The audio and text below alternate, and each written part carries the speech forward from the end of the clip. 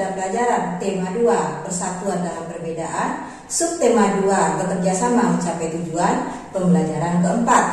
Pada pelajaran kali ini kita akan membuat peta pikiran berdasarkan teks sejarah. Nah, ada 3 langkah yang harus kita lakukan sebelum membuat peta pikiran. Yang pertama adalah membaca teks bacaan secara seksama. Yang kedua, kita harus membuat kerangka peta pikiran dari kata tanya apa, di mana, kapan, siapa, mengapa, dan bagaimana. Yang ketiga, kita menuliskan informasi yang terdapat pada teks berdasarkan kerangka pikiran tersebut. Nah, untuk lebih jelasnya, coba perhatikan teks bacaan berikut ini. Langkah yang pertama adalah kita membaca dengan seksama.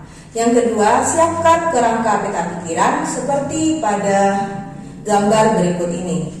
Nah, dari kerangka pikiran tersebut kita dapat membuat beberapa pertanyaan.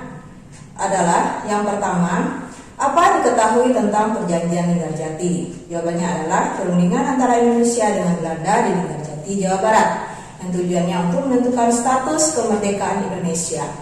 Nah, kemudian yang kedua, kapan perjanjian tersebut disahkan? Pada tanggal 25 Maret tahun 1947. Nah, setelah itu bagaimana hasil perundingan tersebut? Nah, hasil perundingan tersebut tidak berjalan dengan lancar. Mengapa perundingan tersebut tidak berjalan dengan lancar? Karena pada tanggal 20 Juli 1947 Belanda memutuskan tidak terkait lagi pada perundingan tersebut.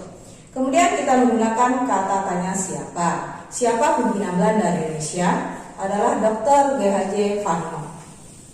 Nah, bagaimana student? Cukup paham untuk membuat peta pikiran dari teks sejarah? Jadi intinya adalah kita harus membuat kerangka peta pikiran. Nah, sekarang kita lanjutkan dengan pelajaran bermuatan PPKN, yaitu sikap rela berkorban sebagai penerapan nilai persatuan dan kesatuan. Nilai persatuan dan kesatuan merupakan kunci dari tercapainya kemerdekaan Indonesia. Nah, hal yang harus dijunjung dalam sikap persatuan adalah sikap rela berkorban.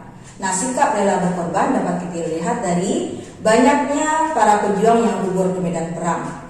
Kemudian mereka juga rela diasingkan ke tempat yang sangat terpencil oleh penjajah karena dianggap sangat berbahaya, dan mereka juga rela meninggalkan keluarganya demi keutuhan bangsa dan negara.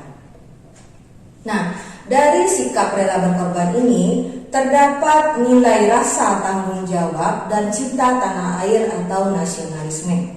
Nah, bagaimana dalam kehidupan kita sehari-hari? Apakah masih ada sikap rela berkorban? Nah, ada 3 contoh sikap rela berkorban dalam kehidupan sehari-hari di lingkungan sekolah. Yang pertama, menyisihkan uang saku untuk membantu korban bencana alam.